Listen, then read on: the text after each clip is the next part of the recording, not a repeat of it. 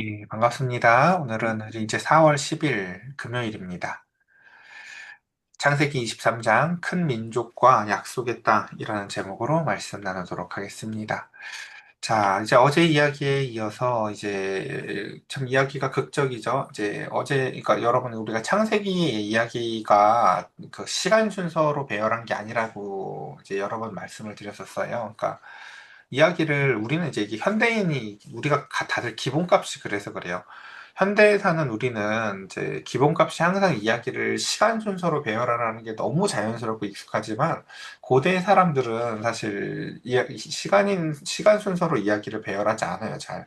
시간보다 더 중요한 개념이 그 이야기의 순서를 배열함에 있어서 그것이 갖고 있는 의미를 전달하고 깨닫게 하는 것이 더 중요하기 때문에 그래서 이야기를 배열함에 있어서 시간은 그렇게 중요한 가치를 갖지 않는다라는 걸 우리가 이해하셨으면 좋겠고, 자, 오늘 우리 이제 말씀 속에서 첫 번째 이제 오늘 볼 장면은 이런 장면입니다. 먼저 일단 말씀이 내용이 길으니까 천천히 읽어볼게요. 사라가 127세를 살았으니 이것이 곧 사라가 누린 햇수라라고 얘기합니다. 이제 그때 고대 운동사에서 여자가 몇 살까지 살았다 이런 기록은 굉장히 이례적인 기록이에요. 말씀드렸죠. 원래 여자는 그렇죠. 인구수로 세지도 않았다고요. 근데 이제 보면은 이제 사라의 인생을 생각해 보면 그렇죠. 65세 때 아브라함과 함께 같이 하란에서 떠나서 가나안에 오게 되었고 그곳에서 약 62년을 살아가며 이삭을 출생하고는 약 37년의 인생을 향유하면서 이제 인생을 마무리 짓는 것이 바로 사라의 인생이었습니다. 여러분 사라 하면 떠오르는 일들이 되게 많았을 거예요, 사실을요. 그렇죠? 참 이렇게 우리가 아브라함이 늘 성경 이야기의 주인공이었지만 그래서 중요한 결정들을 아브라함이 다 행하고 그 옆에서 조용히 묵묵히 그리고 때때로는 그 가운데에서 자신의 남편한테 대들기도 하고 실망하기도 하고 부딪히기도 하며 그 가운데서 이런저런 우리 결혼할 초기 때 그렇게들 비유를 하더라고요. 처음에는 이렇게 뭐야 고양이랑 결혼했는데 결혼하고 나면 사자가 된다 뭐 이런 이야기처럼 그쵸? 아브라함의 일상 가운데에서 사라와 아브라함의 내러티브에 나타나는 대화들을 보면 사실 그 사라도 결코 이렇게 눅눅한 사람이 아니었음을 우리가 알 수 있는데 어쨌든 그와 같이 동거동락하면서 함께 있었던 배우자인 드디어 사라가 이제 죽음을 맞이하게 되었습니다. 2절 사라가 그래서 가나안 땅 헤브론 곧 기럇 아르바에서 죽음에 아브라함이 들어가서 사라를 위하여 슬퍼하며 애통하였다라고 얘기합니다. 지금 이 땅은 어떤 곳이냐면요. 아브라함은 가나안 땅에 가서 이사를 자주 다녔었거든요, 보면요. 근데 지금은 이제 아브라함이 다시금 그 가운데서 그의 말년에 그 사라의 죽음을 맞이한 장소는요, 처음 가나안 땅에 들어왔던 그 장소예요. 그러니까 우리가 이제 이 앞에서 바로 요한복음을 봤을 때 하나님이 베드로에게도 어떻게 하셨는지 기억나시죠? 내가 너를 처음 불렀었던 장소로 가셔서 그 가운데서 그의 연약함을 드러내셨던 것들처럼 그 가운데서 똑같이 아브라함도 마찬가지예요. 하나님이 나한테 그러니까 이런 감정이 인간에게 드는 거죠. 하나님이 약속하신 것, 우리가 교회 처음 갈 때 그런 기대감들이 있잖아요. 교회 가면 예수 믿고 형통하고 막 이런저런 것들이 잘 될 거야. 그러고 또 말씀 가운데서 막 그쵸. 아브라함도 들었던 말씀들이 뭐예요? 내가 너로 하늘의 별같이 바다의 모래같이 큰 민족을 이룰 거다. 그리고 너에게 있어서 이 땅을 너에게 줄 것이다. 뭐 이런 약속들이었지만 여러분 지금 사라가 죽었어요. 아브라함한테 이루어진 일이 뭐가 있나요? 민족이 커요? 땅 한 조각도 없어요. 땅 한 조각도 없어요. 땅은 대체 어디 있는 거예요? 그쵸? 그러니까 이런 것들을 보면 참 사실 하나님이 그의 인생 가운데서 굉장히 많은 개입들을 하셨죠. 왕, 선지자, 제사장으로서 전쟁에서 이기게 하시고 소돔 왕으로부터까지도 그렇게 대우를 받게 하시고 그 가운데서 놀라운 많은 일들을 경험하게 하셨죠. 그러니까 하나님이 주는 선물들이 무엇이었는지를 잘 생각해 봐야 돼요. 정말 기적적으로 그 가운데서 나는 약속을 벗어나도 하나님은 나하고의 약속을 벗어나지 않으시며 결국은 약속을 이루어내셔서 나에게 이삭이라는 자녀를 주셨고 그 이삭을 하나님한테 드릴 만큼까지 내 신앙을 깊이 만들어 주셨다고요. 그러니까 하나님이 우리한테 진짜 주고 싶으신 것은요. 그런 거라고요, 사실은요. 그러니까 약속이 그러니까 하나님이 그에게 별과 같이 많은 자손 혹은 땅, 그 겉으로 공증되어진 그 약속의 내용은 이런 거지만 깊이 있게 하나님이 그에게 주시고자 했었던 내용들은 사실은 하나님과 아브라함 사이에 있는 깊이 있는 신뢰와 믿음, 그와 같은 것들이었다고요. 그래서 세상 사람들이 봤을 땐 이렇게 보일 수 있어요. 하나님 믿어서 좋대 좋은 게 뭐야? 나중에 누군가가 필세야, 너 교회다 그렇게 몇십 년 다니더니 너 뭐가 대체 하나님 믿고 좋아졌니? 라고 세상 사람들 눈에는 보이는 게 없을 수 있어요, 잘. 보니까 뭐 그쵸 뭐 이렇게 뭘 대단히 가진 게 없어 보이거든요. 뭐 하나님이 이만큼 준다고 했다며라고 할 수 있지만 그럼에도 불구하고 그 가운데 사실 그게 그렇지 않다라는 것을 우리가 알 수 있는 게 본문의 내용인데 한번 천천히 볼게요. 어쨌든 그렇게 아브라함은 다시금 처음 가나안 땅에 들어와서 그 가운데서 수많은 흔들림으로 말미암아 수없이 이사를 다녔고 그리고 수없이 많은 일들을 겪었지만 그는 다시 처음의 장소에 와서 그곳에서 이제 사라의 죽음을 애통해 합니다. 여기서 이제 아브라함의 반응만 이제 기록을 하고 있지만 이삭은 더 애틋했을 거예요. 사실은 자신의 엄마의 죽음이요. 그래서 이삭은요, 요 사건 이후에 약 3년 정도 있다가 그 엄마를 잃은 상실감을 결혼이라는 것을 통해서 다시금 회복하는 내용들을 우리가 또 보게 될 것입니다. 자, 그 시신 앞에서 이제 더 이상 사라는 사라가 아니에요. 이제 누구예요? 그의 시신이고 그 가운데서 죽은 자가 되었어요. 그 시신 앞에서 일어나 나가서 헷적석에게 말하여 이르되 나는 당신들 중에 나그네요 거류하는 자이니 당신들 중에서 내게 매장할 소유지를 주어 내가 나의 죽은 자를 내 앞에서 내어다가 장사하게 하시오라고 얘기합니다.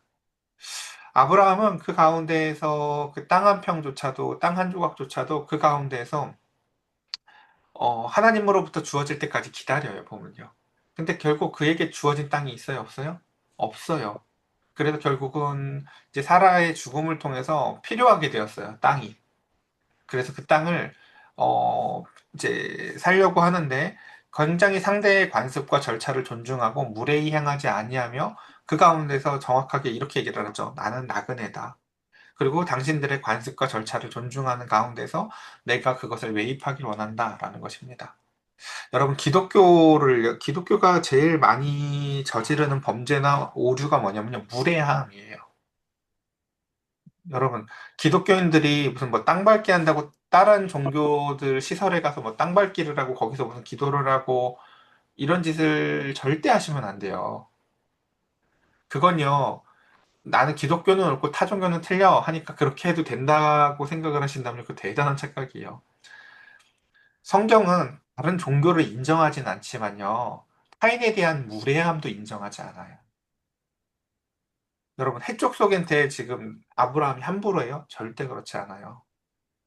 그 가운데에서 그 상대의 관습과 절차를 존중하고 무례히 행하지 아니하며 그 가운데서 그들의 그 관습을 지키면서 이 장지를 매입하려고 그래요.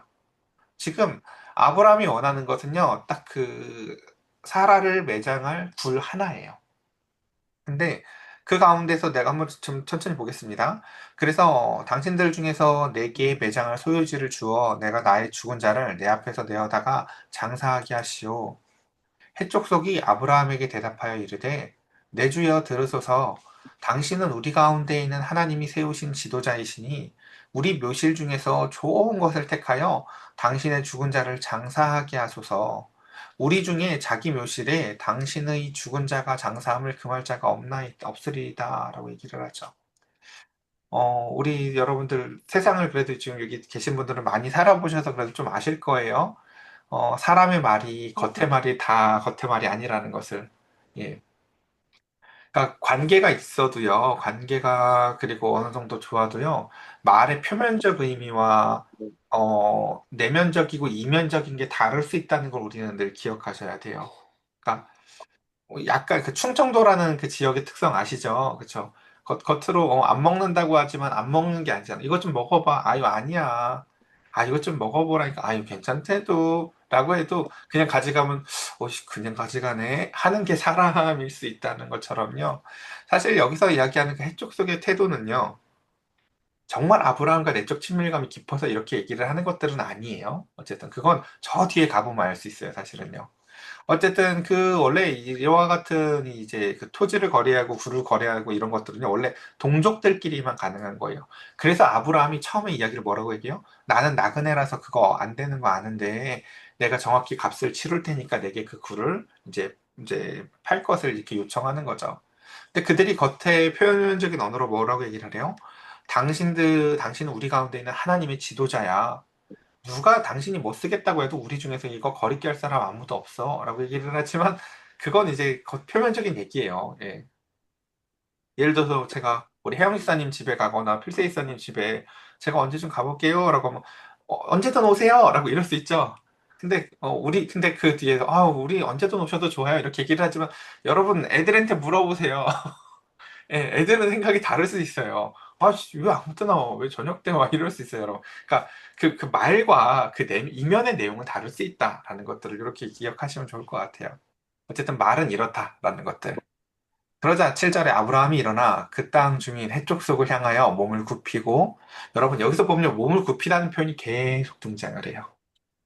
그러니까 우리는 지금 이 창세기 23장에 왔을 때 아브라함의 영적인 상태가 얼마나 사실은 이제 하나님과 친밀감이 깊은지를 이해하기 위해서 22장의 이야기가 있었던 거예요. 이제 아브라함은 정말 하나님의 형상을 많이 완성한 사람이라고요. 그래서 하나님과의 내적 친밀감이 굉장히 깊은 사람이라고요. 이런 사람이 세상에서 살 때의 모습이 어떤지를 보여주는 거예요. 어때요? 땅 한 조각을 사도요, 무례히하지 않아요. 그 가운데서 우리가 은혜라는 것을 마치 뭘 세상에서 공짜로 얻는 걸 은혜라고 생각할 수 있는데 그렇지 않아요. 여러분, 세상에서 바가지 쓰는 게 하나님의 은혜예요, 사실은요. 이해가 안 되죠? 바가지 쓰는 거 속임 당하는 거 같고 막 그런 거 같으니까요. 근데 바가지 써도 상관이 없는 존재로 하나님은 그를 만드세요. 뭐 좀 더 볼게요.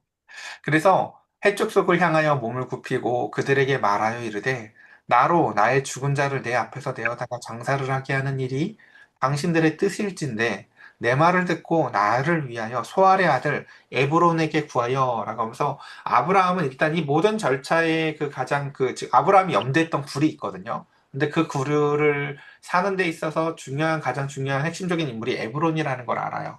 그래서 에브론한테 요청해서 그가 그의 반 머리에 있는 막벨라 굴을 내게 주도록 하되 충분한 대가를 받고 그 굴을 내게 주어서 당신들 중에서 매장할 소유지가 되게 하기를 원하노라 라고 하면서 지금 아브라함은 정확하게 막벨라 굴을 사기를 원했어요. 그리고 그 굴을 어떻게 하라고요? 나는 그냥 받는 것을 원하지 않고 충분한 대가를 주고 그것을 내가 공적으로 사기를 원한다라는 것입니다. 여러분, 아브라함이 물질에 연연하는 사람이 아니라는 것은 우리가 사실 저 앞에서부터 보셨었을 거예요. 그렇죠? 이렇게 전쟁에서 이겼어도 여러분, 이게 굴 하나가 문제입니까? 전리품도 거절했었던 게 아브라함이에요. 그렇죠? 물론 젊었을 때 그러다가 늙어서 바뀌는 사람도 많지만 어쨌든 그렇습니다. 예. 그렇기 때문에 아브라함에게 있어서는요, 지금 더 중요한 것은 그렇죠. 무엇을 싸게 사는 일, 얻는 일이 아니라 그 가운데서 하나님의 언약을 실현하는 일이에요. 자, 다시 하나님이 아브라함에게 약속하셨던 게 뭐죠? 네 이름을 창대하게 하고 내게 많은 족속과 민족과 그 가운데서 후손을 너한테 줄 것이고 그리고 내게 땅을 주겠다는 약속이었는데 아브라함은 지금요 그 약속을 받았었던 이제 그 사라가 죽는데도 자신에게 땅 한 평이 없다고요.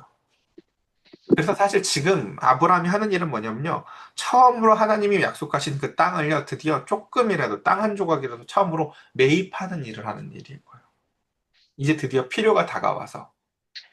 그러니까 이 일이 우리가 일반적인 사람의 눈으로 보면 하나님이 약속을 안 지킨 것처럼 보일 수 있어요, 이게요. 근데 아브라함은 그게 아니라 자신이 그 하나님의 약속을 따라서 그것을 순전히 매입하기 위해서 처음 우리를 부르셨던 그 장소에 와서 거기서 하나님의 약속이 이런 것이었었다 하더라도 그쵸? 많은 자손이라고 했는데 뭐 이상 하나인 거잖아요, 사실은요. 그리고 땅을 주시겠다고 했는데 나한테는 땅 한 조각이 없잖아요. 그래서 그 가운데서 그 약속을 실현하기 위해서 아브라함은요, 그 처음 장소에 가서 그 땅을 충분한 대가를 주고 그 굴 한 조각이라도 사기를 원하는 것입니다. 그는요, 이것이 그래서 자신의 사명이라고 생각을 하면서 그 일들을, 절차를 따르는데, 하나님의 사명이고, 하나님이 그에게 주신 허락하신 뜻이기 때문에 그는 그 모든 것에 있어서 무례이행치 아니하고 충분한 대가를 지불하며 그 땅을 사기를 원합니다. 근데 그것에 대해서 보면 에브론이 해쪽 속 중에서 앉아서 그가 해쪽 속 그 성문에 들어온 모든 자가 듣는 데서 아브라함에게 대답하여 이르되, 그러니까 지금 이 이제 모든 절차가요. 마치 바울이 이곳에 가면 이에 따르고 저곳에 가면 저에 따르듯이 아브라함은요, 그들의 관행에 따라서 그리고 그들이 그 공식적으로 그와 같은 모든 일들을 행하는 그 성문 앞에서 그 절차가 공식적으로 이루어지도록 합니다. 그래서 이 절차가 결코 너랑 나랑 친하니까 하는 사적인 매매가 아니라 모든 사람들에게 선포되어지는 공적인 매매로 이 모든 일들을 이끌어 나아갑니다. 그래서 자, 내 주여 그리 마시고 내 말을 들으소서라고 하면서 기나긴 줄다리기를 해요. 그리고 그 가운데서 이 줄다리기의 근원이 어디서 시작되는지를 천천히 볼게요. 자, 에브론이 어떻게 한다고요? 해쪽 속 중에 앉아 있었고 그 가운데서 성문 앞에서 아브라함한테 이렇게 얘기를 해요. 뭐라고요? 내 주여 그리 마시고 내 말을 들으소서라고 얘기를 해요. 아브라함은 굴 하나를 나한테 좀 충분한 대가를 주고 파세요라고 하는데 에브론은 그게 아니래요. 그럼 뭐라고 할까요? 내가 그 밭을 당신한테 드리고 그 속에 굴도 당신한테 드리겠습니다. 에브론은 속셈이 뭐예요, 보면요? 굴만 팔 생각이 없어요. 밭도 같이 팔고 싶어요. 그 지역 땅을 다 같이 넘기고 싶어요. 그래서 보면 내가 내 동족 앞에서 당신에게 드리오니 당신의 죽은 자를 장사하소서라고 얘기를 하죠. 그러자 그쵸. 지금 여러분들 근데 드린다고 했는데 왜 저렇게 얘기하지 할 수 있자면요. 저의 이야기가 결코 선의가 아니라는 걸 저 뒤에 가보면 알 수 있어요. 일단 천천히 볼게요. 그래서 아브라함이 이에 그 땅을 백성 앞에서 또 몸을 굽히고 라고 하면서 아브라함은요, 절대 태도를 바꾸지 않아요. 계속해서 겸비한 태도로 그 가운데서 그 땅을 백성들이 듣는 데서 에브론에게 말하여 이르되 당신이 합당히 여기면 청하건대 내 말을 들으시오. 내가 그 밭의 값을 당신에게 주리니 당신은 내게 받으시오. 지금 아브라함이 이 에브론의 말을 알아들었어요? 못 알아들었어요?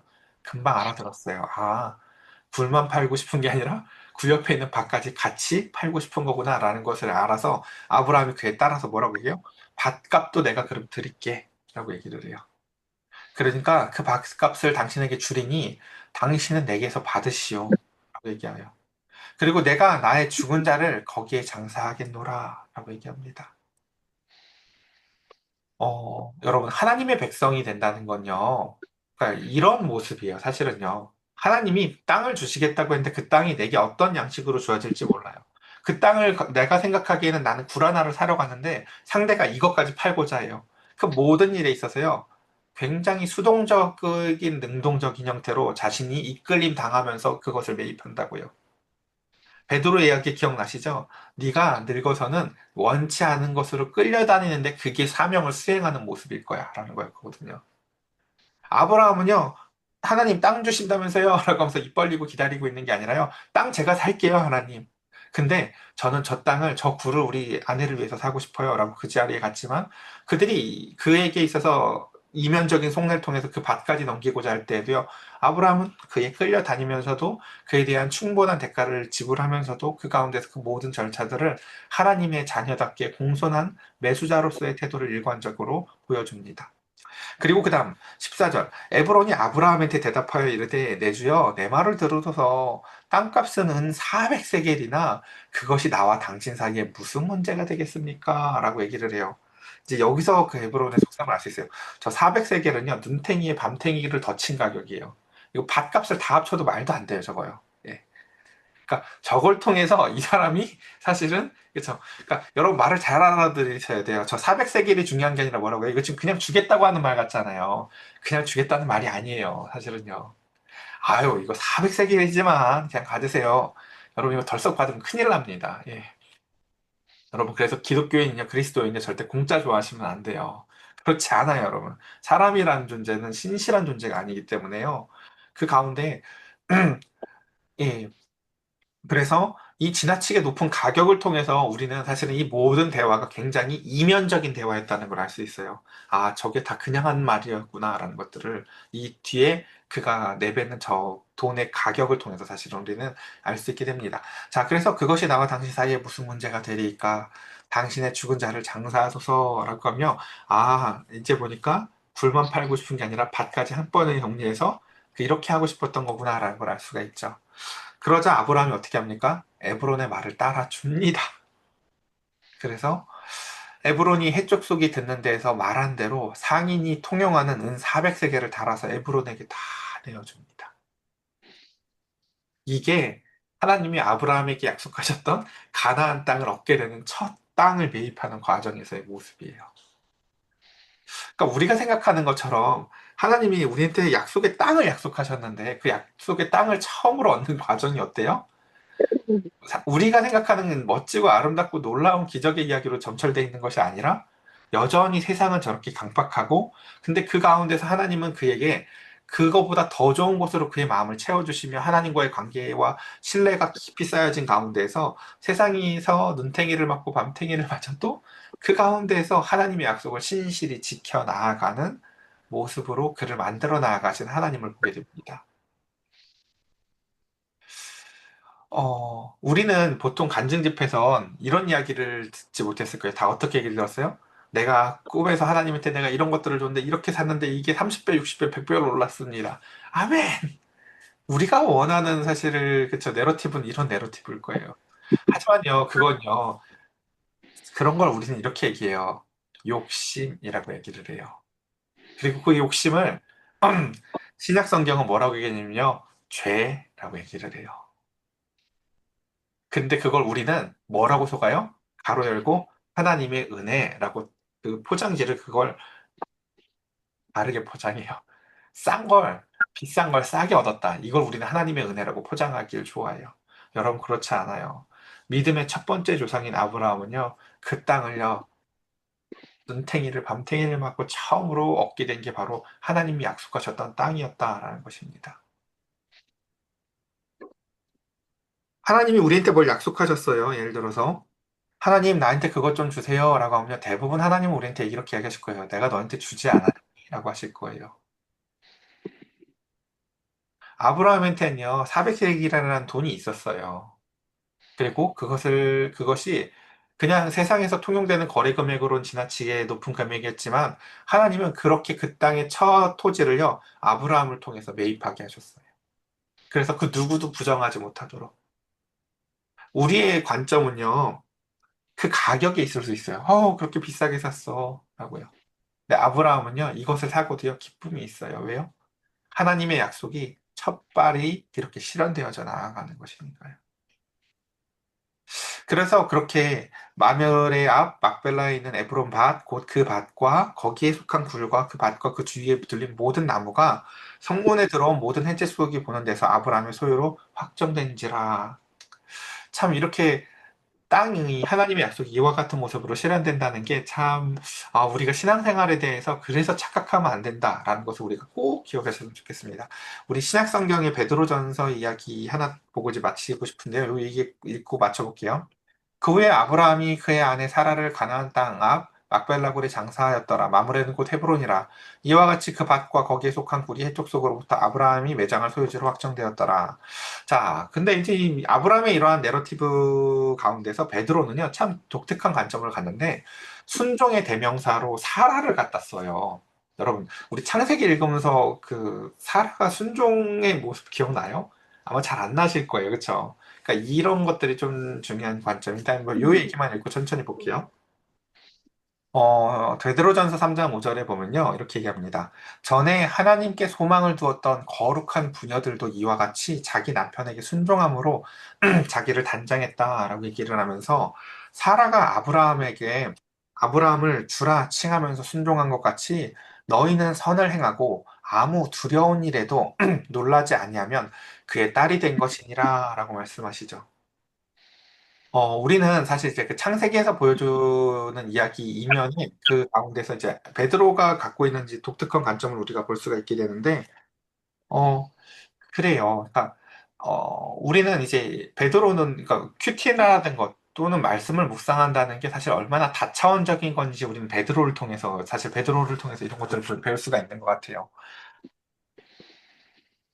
아브라함이 중요한 결정들을 할 때 사라는 사실은 그 가운데서 조용히 묵묵히 그곳을 따르고 그 가운데서 때때로는 아브라함도 형편이 없었고 사라도 형편없었던 시절을 우리는 다 기억해요.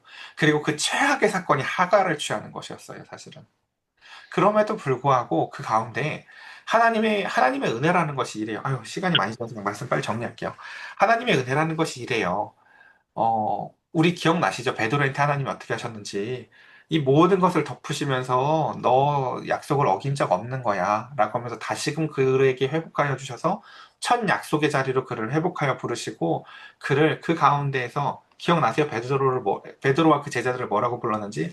얘들아 라고 부르면서 그 가운데서 그리고 너 베드로야 이렇게 안 불렀던 거 기억나시죠? 그를 첫 이름으로 불러주시며 다시금 그를 만들어 나아가시는 것처럼 베드로는요 이 사라를요 그렇게 해석해요. 순종의 사람이라고 해석해요. 그의 허물과 그의 흠과 그의 많은 것들, 아브라함도 마찬가지잖아요. 우리가 믿음의 조상이라고 하지만 그 흠을 성경이 낱낱이 기록하고 있음에도 불구하고 그렇게 기록하는 것은 그 가운데서 우리가 우리의 삶의 은혜의 이불이 덮여지고 하나님의 은혜의 옷자락이 덮여져서 그 가운데서 우리의 삶에서도요, 우리는 보완하지 못했지만 그 가운데서 하나님이 귀히 여기는 어떠한 빛나는 순종의 순간들이 있었다라는 것들, 살아의 삶에도요. 그런 것들을 베드로는 읽어냅니다. 이제 말씀을 이렇게 정리해 봤는데요. 어, 예, 요 베드로 이야기는 이제 이렇게 정리하고, 요 얘기는 사실 해야 될 게 많아서 우리 토요일 날 성경 공부 오시는 분들이랑 좀 더 얘기를 해보면 좋을 것 같아요. 어쨌든, 자, 정리를 좀 더 해보면, 그렇습니다. 하나님이 약속하신 일들, 우리가 하나님을 어떻게 생각하면 내가 만든 허황된 신으로 만들었을지 몰라요. 세상에 비싼 걸 나한테 공짜로 얻게 하는 신. 하나님은요, 그런 분이 아니세요. 우주와 만물을 만드셨고, 땅이 다 내 것이라 말씀하시면서도, 동시에, 그래서 그 모든 것이 하나님의 것이 내 것이고, 내 것이 하나님의 것인 것처럼, 그 가운데에서 작은 것에 연연하지 아니하고, 하나님의 자녀로서, 세상의 빛으로서, 산 위에 있는 동네로서 살아가기를 저와 여러분들에게 요청하십니다. 오늘 이 말씀을 묵상하시면서, 내 눈앞에 하나님의 약속이 이루어진 것이 없어 보일지 몰라요. 하나님 자녀가 어디 있나요? 하나님 많은 자녀는 어디 있고 그 드넓은 약속하신 땅은 어디 있나요? 라고 말씀하실 때 하나님은 내게 있는 것을 가지고 그 한 자락의 언약이라도 실행하시게 하시는 하나님의 은혜를 우리가 기억해 보았으면 좋겠습니다. 하나님은 제가 그래서 항상 얘기했죠. 하나님이 주시는 최고의 선물이 뭐다? 기억 안 나요? 따라해볼까요? 마음의 즐거움. 예. 그래요. 벌에도 마음이 즐겁다니까요, 여러분. 400세겔의 막벨라 구를 사도요, 마음에 즐거움이 있어요. 하나님의 일이 되어지기 때문에. 저 여러분들의 삶 가운데요, 그와 같은 하나님의 최고의 선물이 늘 부어지기를 간절히 축복합니다. 우리 이 시간 함께 같이 기도하도록 하겠습니다.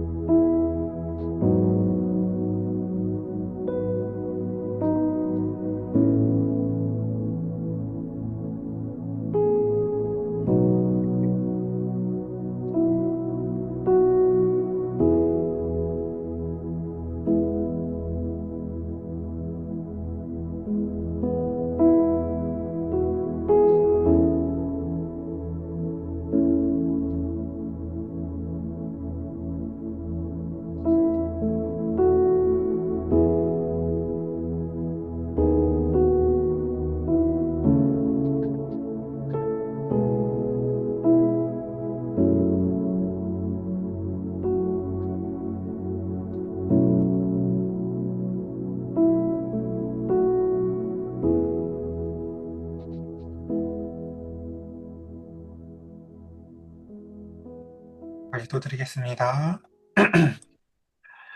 하나님, 우리는 세상을 살아가며 그 가운데서 하나님의 약속을 바라볼 때 때때로 낭망합니다. 내가 내게 지시할 땅으로 가라 하시며 수많은 후손들을 약속하셨지만 그 많은 후손이 내 눈에는 아직 보이지 않습니다.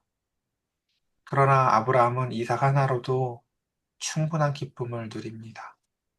하나님 내게 그 땅을 주시겠다 약속하셨지만 그 땅이 내게 아직 주어지지 않았고 이제서야 땅을 굴 하나를 갖고자 할 때에도 내게 이런 모양 저런 모양으로 바가지를 씌우며 이 세상이 얼마나 녹록한지 아는지를 바라봅니다. 그러나 주님 그 가운데서도 아브라함은 그 땅을 그들의 뜻에 따라서 이끌려 다니며 매입하여 원하지도 않았었던 밭까지도 그렇게 다시금 가짐으로 인해서 하나님의 약속하신 첫 땅이 그렇게 얻어짐을 봅니다. 다 우리가 생각한 거랑 너무 다릅니다.